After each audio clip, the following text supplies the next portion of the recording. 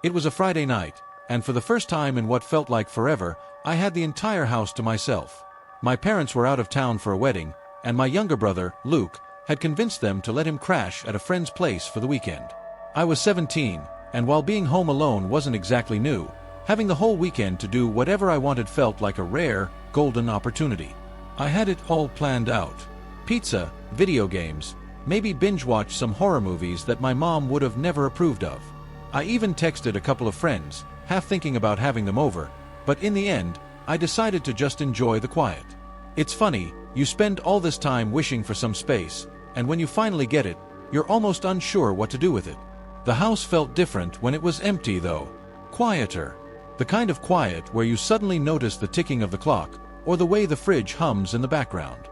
Even the creaks of the floorboards sounded louder, like the house was breathing. But I wasn't going to let that bother me. After all, I was in control for once. I could stay up as late as I wanted, blast music if I felt like it, and nobody would tell me otherwise.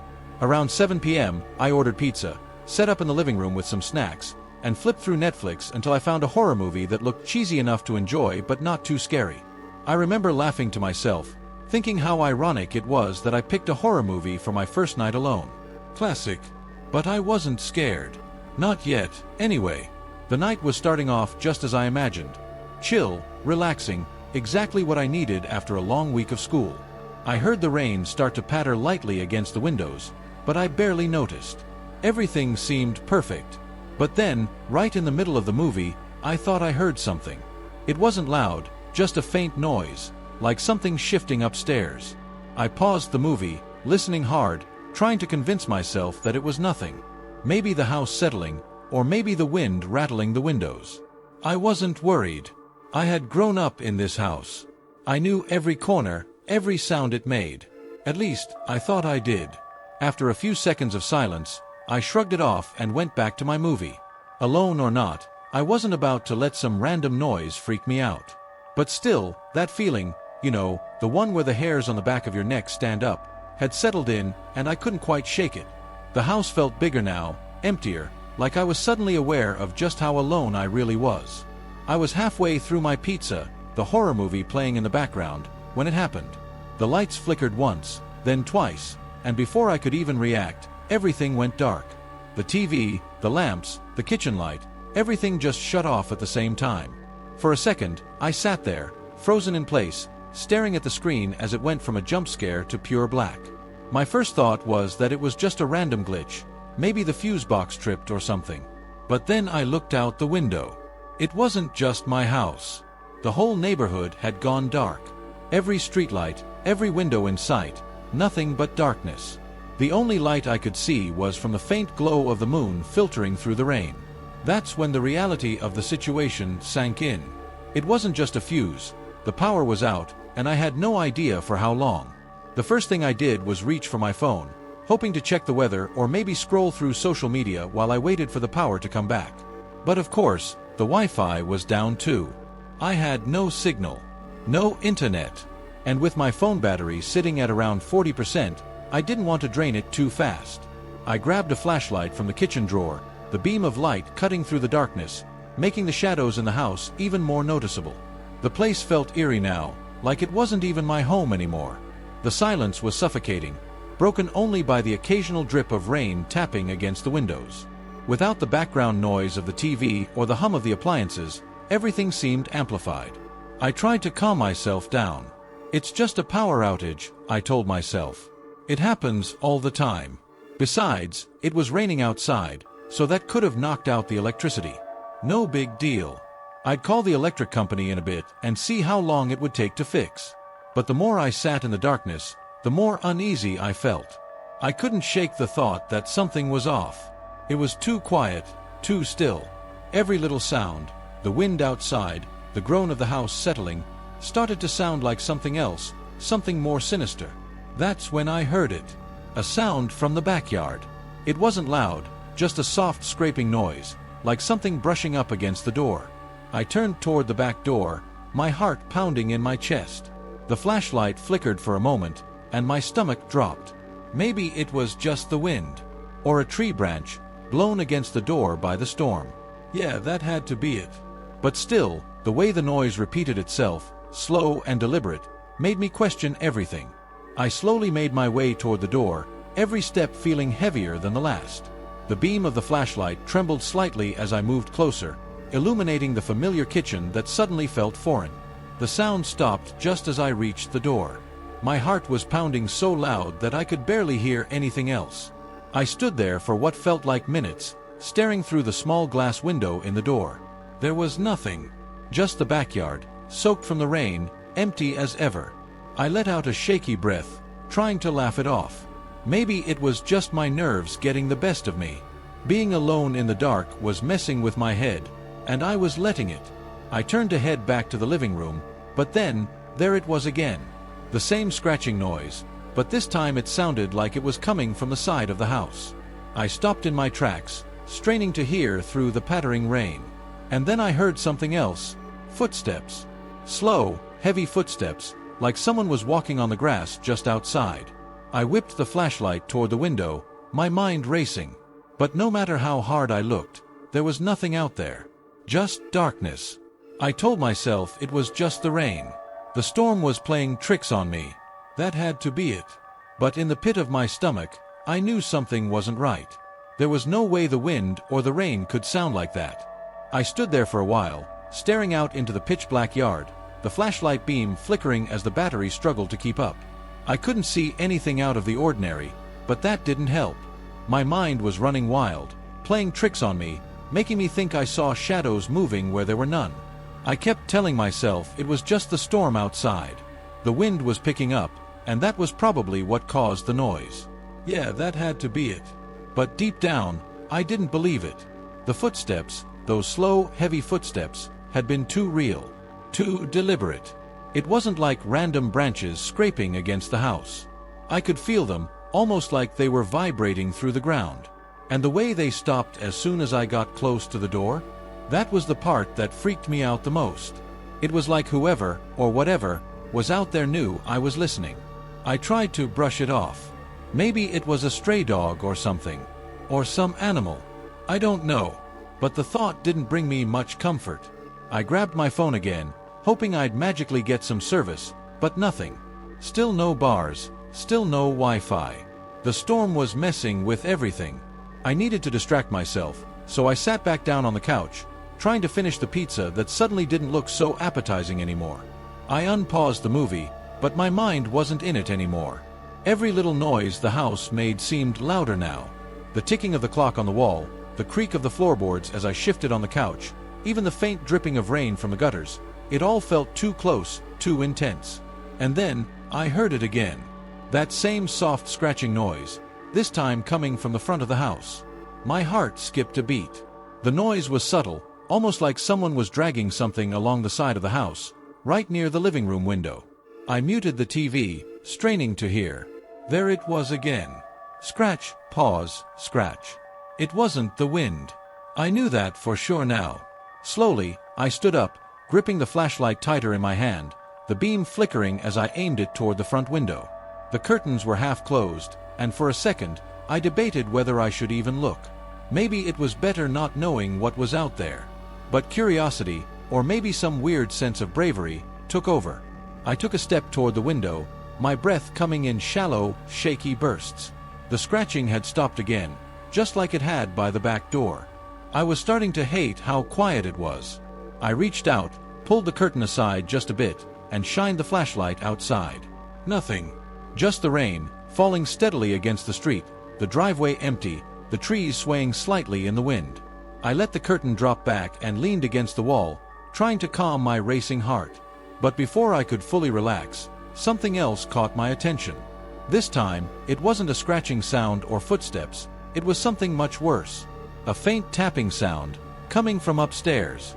Almost like someone was knocking, but very softly, like they didn't want to be heard. My stomach dropped. There was no way anyone could be upstairs.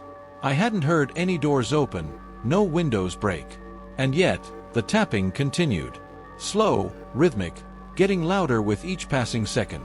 I froze in place, listening, trying to figure out if I was imagining things. But it was real. Someone, or something, was upstairs. My first instinct was to grab a weapon, So I darted into the kitchen and pulled out the biggest knife I could find from the drawer. The cold metal felt strange in my hand, like I wasn't supposed to be holding it. This wasn't a movie anymore. This was real, and I had no idea what was going on. I took a deep breath and slowly made my way to the bottom of the stairs, gripping the flashlight and knife so tightly that my knuckles turned white. The tapping had stopped, replaced by an unsettling silence that made my skin crawl. I stood at the base of the staircase, staring up into the darkness, every part of me screaming not to go up there. But I had to. I needed to know. As I took the first step, the floor creaked loudly, and my heart jumped into my throat. I waited, holding my breath, listening for any sign of movement. Nothing. I forced myself to take another step, then another, the knife shaking slightly in my hand. The air felt colder up here, heavier, like something was waiting. When I reached the top, I scanned the hallway with my flashlight, but everything seemed normal. The doors to all the bedrooms were closed, just like I'd left them. I took a few cautious steps forward, stopping outside the door to my parents' room.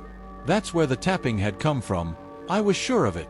I stood there, my hand hovering over the doorknob, debating whether I should open it. My heart was pounding so hard I thought it might burst out of my chest. Then, as if on cue, I heard it again. Talk, talk, talk, coming from the other side of the door.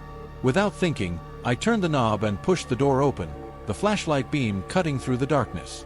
And there was nothing. The room was empty, just like I'd left it. No sign of anyone, no explanation for the tapping. The windows were shut, the curtains drawn, everything in its place.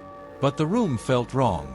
The air was thick, like something had been there just moments ago.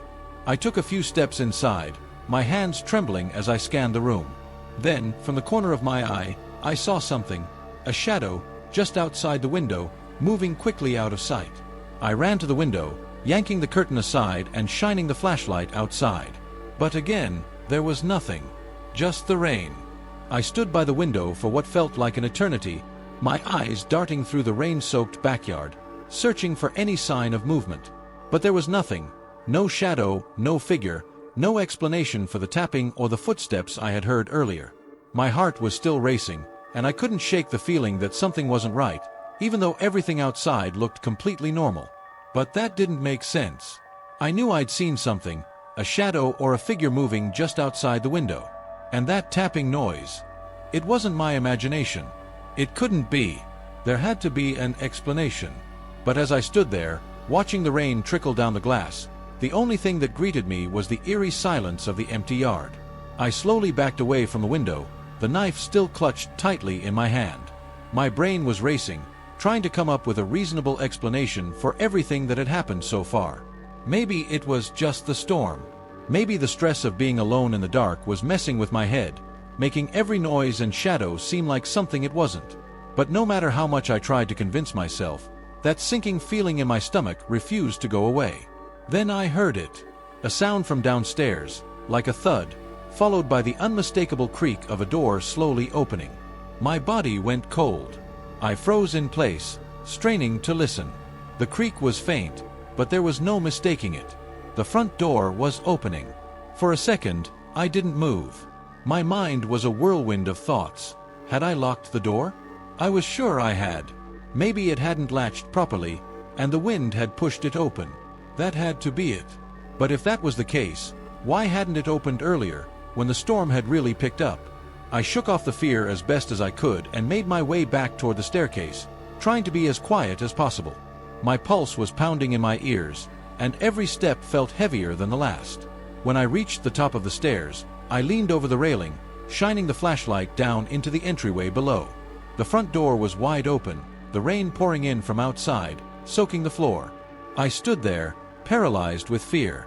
The door was definitely locked earlier. I had checked it myself. Twice. I took a deep breath, gripping the knife even tighter as I slowly descended the stairs, the sound of rain louder with every step. The wind was howling now, pushing the door open even wider, and my stomach turned with the realization that someone, or something, had to have opened it. But as I reached the bottom of the stairs and stepped toward the door, the beam of the flashlight scanned the entryway and beyond. There was no one there. Just the rain. I hurried to the door, stepping into the puddle that had formed on the floor, and yanked it shut, turning the lock and pushing against it to make sure it wouldn't swing open again. My hands were shaking so much that I could barely hold the flashlight steady. I stood there for a moment, listening to the rain hammering against the windows, trying to calm myself down. Maybe I was overreacting. The door could have been loose. Or maybe I didn't close it as well as I thought. I wanted to believe that, but deep down, I knew something was off. And the worst part was, I couldn't explain why. Just as I turned to head back upstairs, I heard something else, a noise that sent chills down my spine. Footsteps. Not from outside this time. From inside. From the kitchen. I froze in place, my heart leaping into my throat. I knew I hadn't imagined it. I could hear them, slow, deliberate footsteps, like someone was walking around the kitchen, maybe just a few feet away from where I stood in the entryway. The house, which had been so quiet moments ago, now felt alive, like it was pulsing with something dark and unseen. I stood there, gripping the knife, my breath coming in shallow, rapid bursts. My mind was racing again. If someone was inside, how did they get in? I had locked everything. I was sure of it. But the footsteps continued, getting louder, closer, like whoever, or whatever, wasn't trying to be quiet anymore. I could feel my body shaking, and my mind was screaming at me to run, to get out of the house and just run. But where would I go? It was pouring rain outside, and there was nowhere to hide. So, against all logic, I took a deep breath and forced myself to move. Slowly, carefully, I stepped toward the kitchen, the flashlight trembling in my hand. Every step felt like it was dragging me deeper into some nightmare, but I couldn't stop. I had to know what, or who, was in there. As I approached the kitchen doorway, I could see the faint glow of light from outside filtering in through the windows. The footsteps had stopped, but the silence felt even worse. I held the knife out in front of me, my heart pounding so loud I was sure whoever was in there could hear it. With one quick motion, I stepped into the kitchen, flashlight raised, ready for anything. But the kitchen was empty. I stood there, gasping for breath, my eyes darting around the room, expecting someone, something, to jump out at me. But nothing happened. There was no one there. The rain continued to patter softly against the windows, the faint sound of the wind howling in the distance. Everything looked exactly as it should, just an ordinary kitchen, completely undisturbed. Except for one thing. The back door was unlocked. It hadn't been unlocked before. I knew I'd locked it. I felt a wave of dread wash over me as I stepped closer to the door, the flashlight beam flickering slightly as I pointed it at the handle. My hands were trembling again, and I wasn't sure if it was from fear or the cold that had settled into my bones. But as I reached out to lock the door, I noticed something that made my blood run cold. The door wasn't just unlocked. It was slightly open. My heart was pounding so hard I could barely hear anything over the blood rushing in my ears. The back door was slightly open, just a crack, letting in a thin line of cold, wet air from outside. I could see raindrops trickling down the frame, but that wasn't what caught my attention. It was the fact that the door had been locked. I knew I had locked it. I had double-checked, just like I had with the front door. I stood there, staring at that small gap in the door, trying to make sense of what I was seeing. How was it open? Had someone come inside while I was upstairs? The thought made me sick to my stomach. The idea that someone had been in my house, walking around while I was just a few rooms away.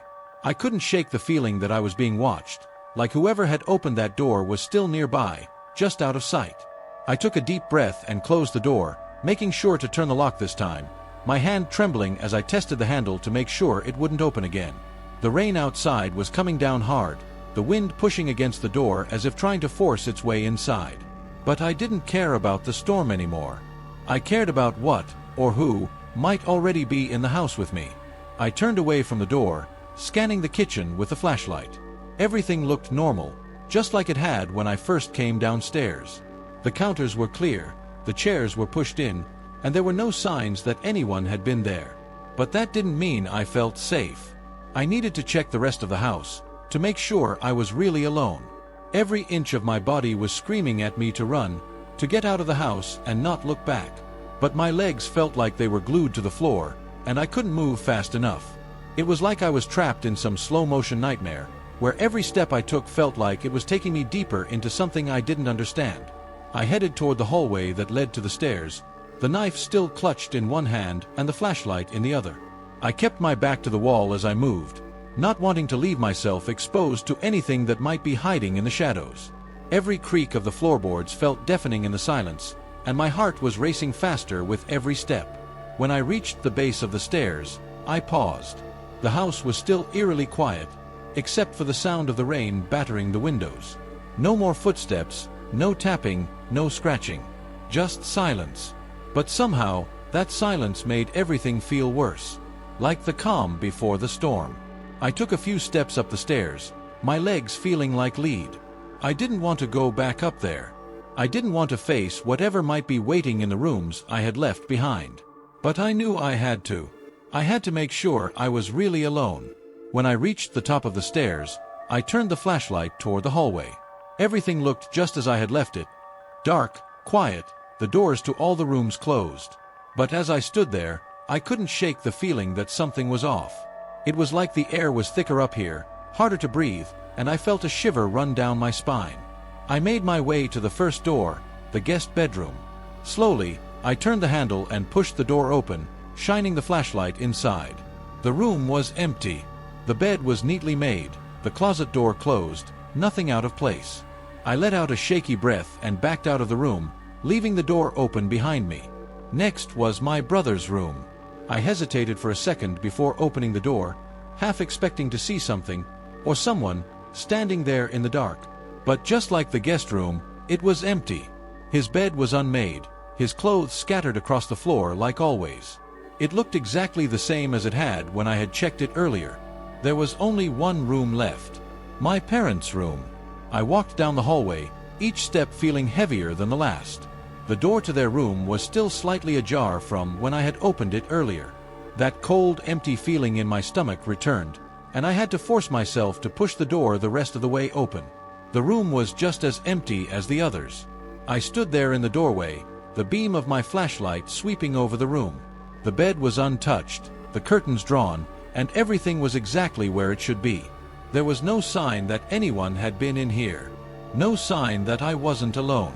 But then, how did the doors unlock? How did I hear footsteps? The tapping. I felt a wave of confusion and fear wash over me. I knew what I had heard. I knew what I had seen. But now, standing here in this empty room, it was like none of it had happened. Like I had imagined the whole thing. I stepped back into the hallway, feeling a bit dazed, my mind racing to make sense of it all.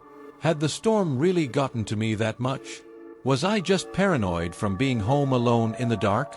I didn't have any answers, but the more I thought about it, the more I started to convince myself that maybe it was all in my head. Maybe I was just hearing things. Maybe the storm had played tricks on me. I started to make my way back downstairs, feeling a little calmer now that I had checked the whole house. But just as I reached the top step, I heard something that made my blood run cold. It was faint, barely audible over the sound of the rain, but it was there. A soft, rhythmic tapping, coming from inside the house. It wasn't outside this time. It wasn't coming from the doors or the windows. It was coming from the closet at the end of the hallway. My parents' closet. I froze, my heart pounding in my chest, the knife shaking in my hand. The tapping continued, slow and steady, like someone or something was inside, waiting for me to come closer. I didn't want to move. I didn't want to know what was behind that door. But before I could stop myself, I took a step forward. The tapping stopped. I stood frozen at the top of the stairs, staring down the hallway toward my parents' closet. My mind was racing, trying to make sense of everything that had happened so far. The footsteps, the open doors, the tapping, it all seemed impossible, like something out of a horror movie. But this wasn't a movie. This was real, and I was in the middle of it. The tapping had stopped the moment I took that step forward. The silence that followed was suffocating, thick with tension. My heart was pounding in my chest, so loud it felt like it echoed through the whole house. I wanted to run. Every instinct in me was screaming to get out of the house, to leave everything behind and not look back. But I couldn't move. I couldn't tear my eyes away from that closet door. Just then, my phone buzzed in my pocket, snapping me out of my trance. I nearly dropped the flashlight in surprise, the sudden vibration cutting through the heavy silence. I fumbled to pull it out, my hands shaking as I glanced at the screen. Unknown caller. I hesitated, my thumb hovering over the screen. Every part of me wanted to ignore it, to throw the phone down and pretend I hadn't seen it. But the ringing felt relentless, like it was demanding my attention. After a few moments, I gave in and swiped to answer. Hello. My voice came out shaky, barely more than a whisper. At first, there was nothing. Just dead air, the faint sound of static in the background. I held my breath, waiting for something, anything, to happen. Then, after what felt like an eternity, I heard a voice. I see you. It was barely more than a whisper, but the words hit me like a punch to the gut. My blood ran cold. The voice on the other end was low, raspy, and completely unfamiliar. I swallowed hard, my throat suddenly dry as sandpaper. Who is this? I demanded, my voice shaking. I wanted to sound strong, but I could hear the fear creeping into my tone. Silence. My heart was hammering in my chest, and I could feel my hands trembling. I looked around, shining the flashlight through the dark hallway, suddenly hyper-aware of every shadow, every creak of the house. Then, the voice came again. I see you, standing at the top of the stairs. I froze. I hadn't told anyone I was standing there. I hadn't even said anything about being in the hallway. Whoever this was, they knew. They were watching me. My throat tightened, panic clawing at my chest. I hung up the phone without saying another word, my fingers trembling so much that I almost dropped it. My breath was coming in short, ragged bursts, and my mind raced, trying to figure out what to do. How could someone be watching me? The house was locked, at least, it should have been. And I'd checked every room, right? Before I could think any further, the phone buzzed again. Another call. I stared at the screen, heart pounding in my ears. It was the same number. Unknown caller. I didn't want to answer. I knew nothing good could come from it. But some part of me needed to know what was going on, needed to understand who was messing with me. I took a deep breath and answered again. This time, there was no static. Just the same raspy voice, barely a whisper. You shouldn't have answered. My blood turned to ice. I felt the phone slip from my fingers, clattering to the floor with a dull thud. Every instinct I had told me to run, to get out of the house and not look back. But I was rooted to the spot, unable to move. I felt trapped, cornered, like prey being stalked. My mind raced, trying to make sense of everything. Was this some kind of prank? Had someone broken into the house while I was upstairs? I didn't know, but none of the possibilities felt any less terrifying. I was just about to grab the phone and call the police when I heard it again, the tapping. This time, it was louder, more insistent. And it was coming from inside my parents' closet. I wanted to scream.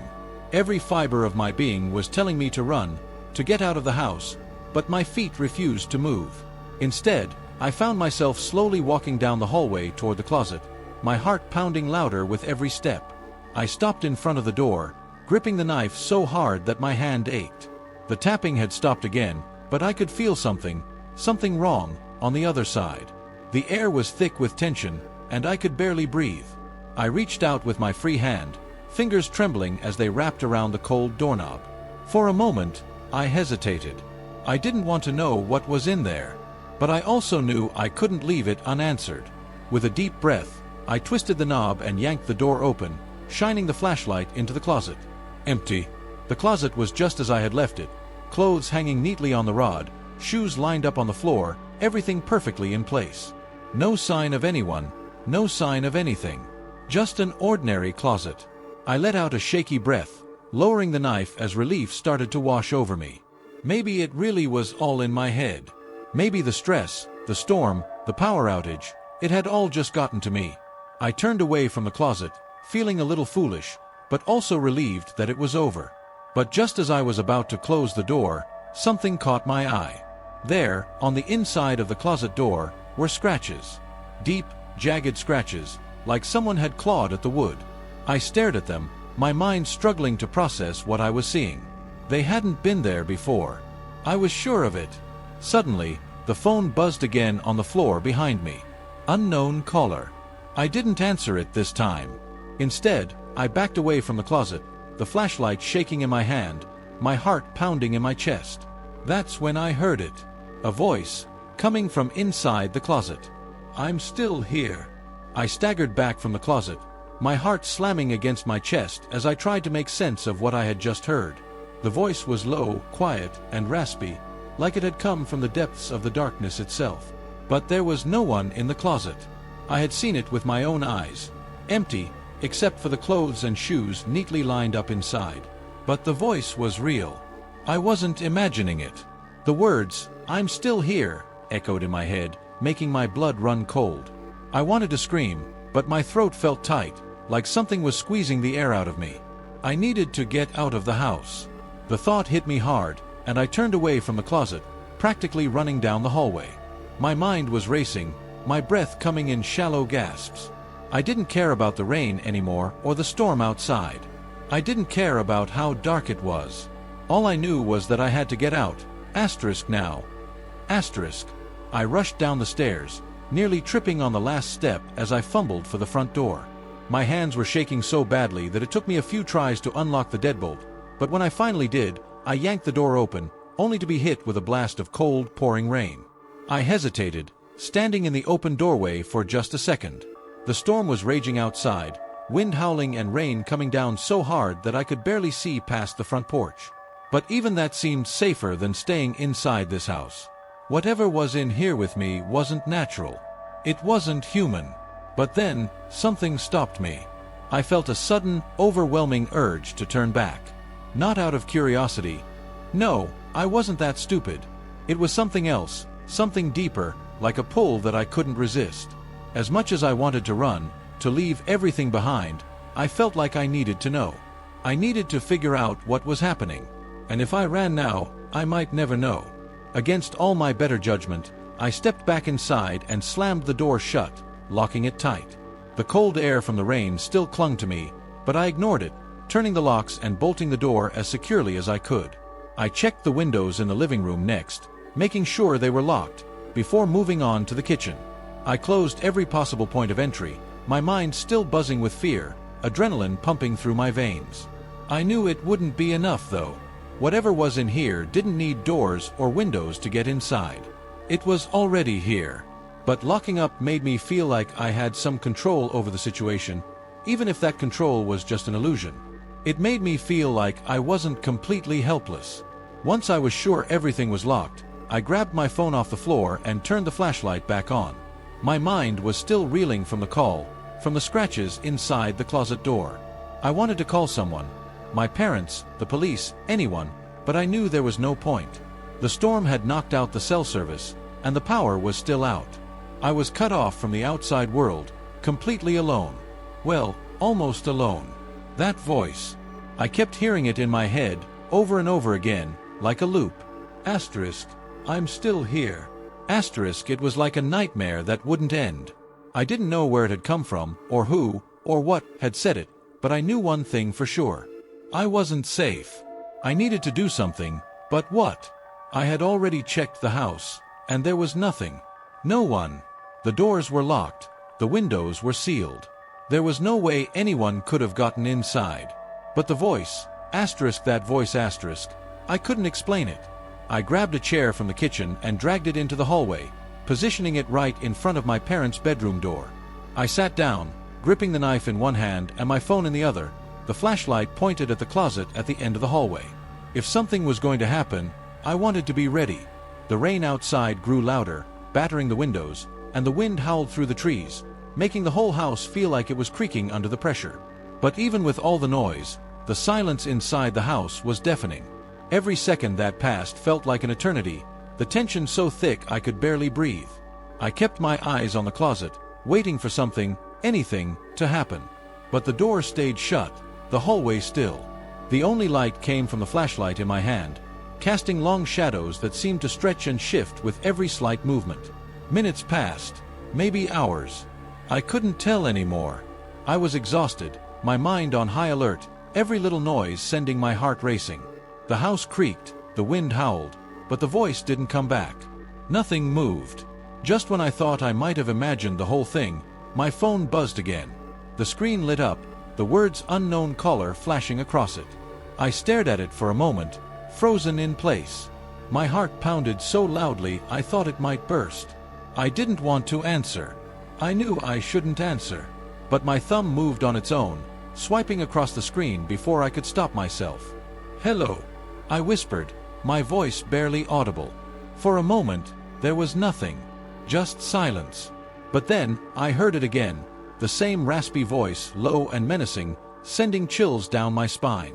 "You can't hide." My breath caught in my throat. I felt like the room was closing in on me, like the walls were shrinking, pressing me into the chair.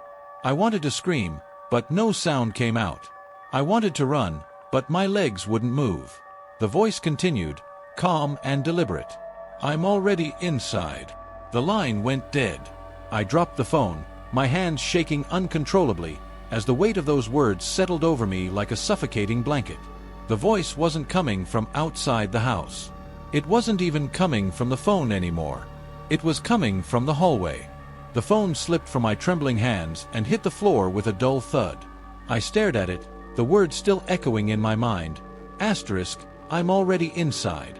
Asterisk, my breath caught in my throat, and I felt a cold sweat breaking out across my skin. It didn't make sense. None of this made sense. But I knew, deep down, that I wasn't imagining it.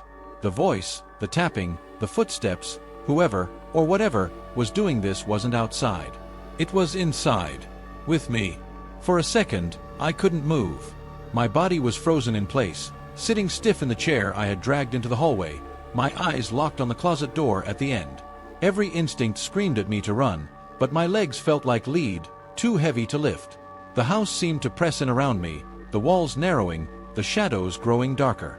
It was as if the house itself was suffocating me. I forced myself to stand, every muscle in my body aching as I gripped the knife tightly.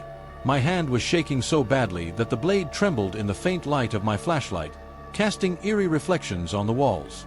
I took a step toward the closet, my heart hammering in my chest. I needed to know. I took another step, my breath coming in shallow bursts.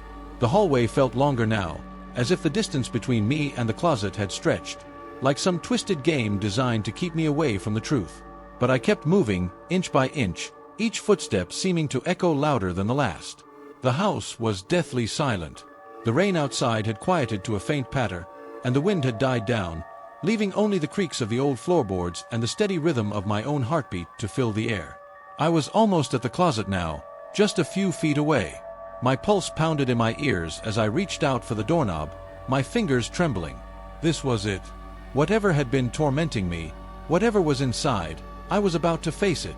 I had to. There was no turning back now. My hand gripped the cold metal of the doorknob, and for a moment, I hesitated.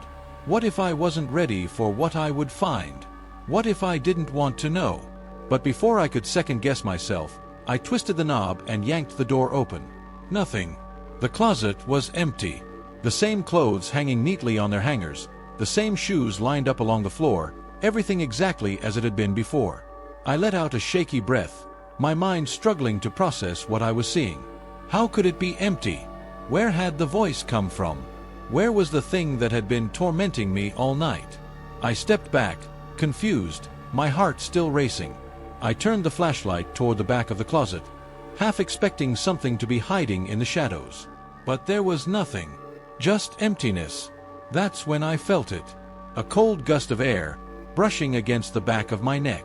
It wasn't like the wind from outside. It was closer, more deliberate, like someone was standing right behind me. I froze, my blood running cold, every hair on my body standing on end. I didn't want to turn around. I didn't want to see what was there. But I could feel it, right behind me, waiting for me to notice. Slowly, I turned my head, the beam of my flashlight cutting through the darkness of the hallway. And then I saw it. A figure, tall, dark, and twisted, standing at the end of the hallway.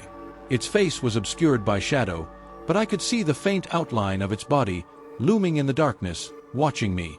My breath hitched in my throat, and for a moment, I couldn't move. I was paralyzed, trapped by the sheer terror of what I was seeing. The figure didn't move. It just stood there, silently watching me, its presence filling the hallway with a suffocating weight. I could feel its eyes on me, cold and empty, like it was waiting for me to react. Waiting for me to do something, anything. I took a step back, my heart pounding so hard I thought it might burst. The knife in my hand felt useless, like a toy against whatever this thing was. I wanted to scream, but no sound came out. I wanted to run, but my legs wouldn't obey. All I could do was stand there, staring at the figure as it slowly began to move. It didn't walk like a person. Its movements were jerky, unnatural, like it was being pulled by invisible strings. Its head tilted to one side, then the other, as it took a slow, deliberate step toward me. My whole body tensed, my breath coming in rapid, shallow bursts. I had to get out. I had to move. Finally, my legs obeyed, and I stumbled backward, almost tripping over the chair I had left in the hallway. I scrambled toward the stairs, my flashlight beam flickering wildly as I turned to run. I didn't care where I was going. I just needed to get away from whatever was in that hallway. But just as I reached the top of the stairs, I heard it again. That voice. But this time, it wasn't coming from the figure behind me. It was coming from right next to me. I told you, I'm already inside. I whipped around, my heart in my throat, but there was nothing there. Just empty space, the dark hallway stretching behind me. I turned back toward the stairs, but my foot slipped on the top step, and I tumbled forward, the flashlight flying from my hand and clattering down the stairs. I hit the ground hard, the air knocked out of my lungs, and for a moment, I lay there, gasping for breath, my body aching from the fall. The flashlight had rolled to the bottom of the stairs, the beam pointing upward, casting long, twisted shadows on the walls. I struggled to my feet, my vision swimming as I looked back up the stairs. And there it was again. The figure, standing at the top of the stairs, towering over me, its face still hidden in shadow. But I could feel its eyes on me, cold, empty, and this time it spoke. I've been here all along. It wasn't until that moment that I realized the truth. It wasn't just the house that felt different. It wasn't just the storm, or the darkness, or the silence. It was me. The figure wasn't an intruder. It wasn't someone, or something, trying to get in. It had been there the whole time, lurking in the shadows, waiting for me to notice. Because it wasn't a stranger. It was part of me. And now, there was no escape. I lay at the bottom of the stairs, gasping for breath, my entire body aching from the fall. My head was spinning, my vision blurred, but I forced myself to focus on the figure at the top of the stairs. It stood there, tall and menacing, its dark outline blending into the shadows.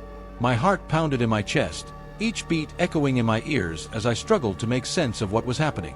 The figure didn't move. It just stared down at me, its presence heavy, suffocating.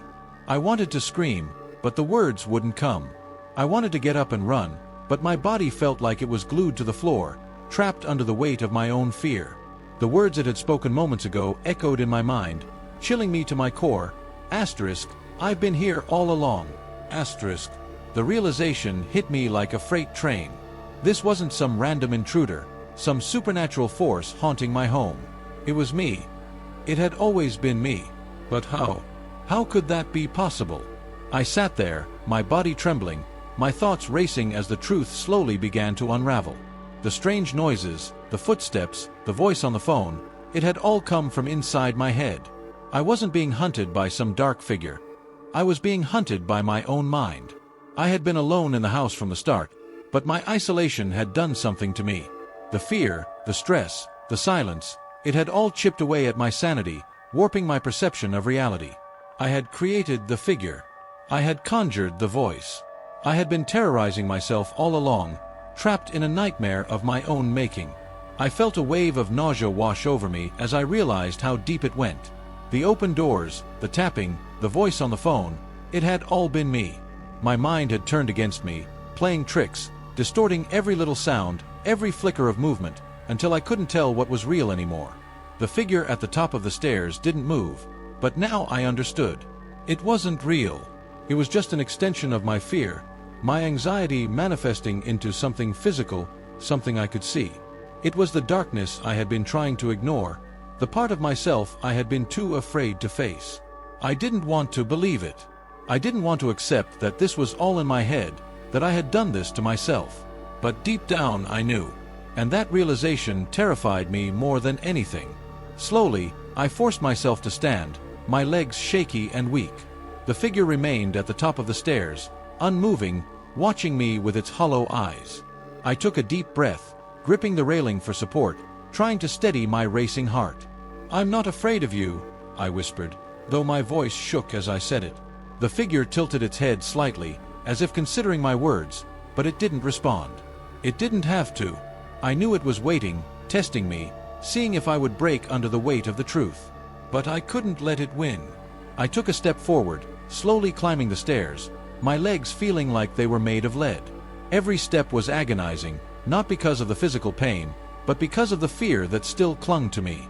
The figure didn't move, but I could feel its gaze, heavy and cold, following my every move. When I reached the top of the stairs, I stood face to face with it. Up close, the figure was even more unsettling. It was like a shadow, an absence of light, its features blurred and indistinct. But there was something else, something familiar. It was my reflection. Not in the literal sense, but in a way I couldn't fully explain. The figure was me, or at least the darkest parts of me.